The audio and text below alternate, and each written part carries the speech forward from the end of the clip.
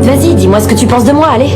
Je sais que je suis une grosse conne de toute façon. J'ai pris le mauvais chemin et j'arrive pas à me remettre sur les rails. Alors vas-y, dis-moi ce que tu penses de moi. J'ai pas envie que tu m'insultes. Non, je vais pas t'insulter, je veux avoir ton avis.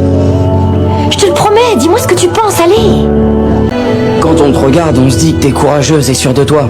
Mais en réalité, t'es la pire lâche que j'ai jamais rencontrée. Ils sont où tous tes dessins? T'as envie d'être une pauvre fille qui dessine seule dans sa maison quand elle a fini de laver la vaisselle et de changer les couches?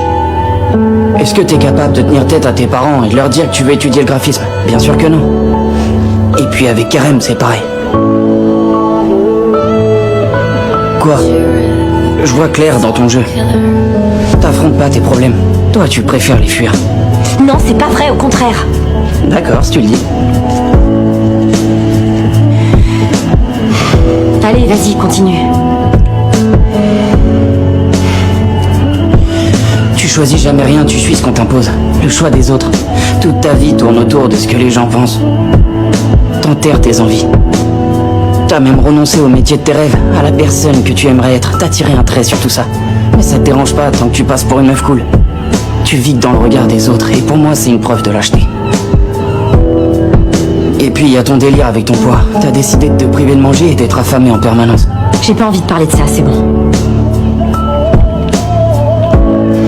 Mais tu sais, les kilos c'est l'ennemi pour moi. Les filles minces ont plus de succès dans la vie, c'est triste, mais c'est comme ça, c'est pas nouveau. Les gros ils réussissent pas parce que le surpoids c'est une marque de faiblesse aux yeux du monde.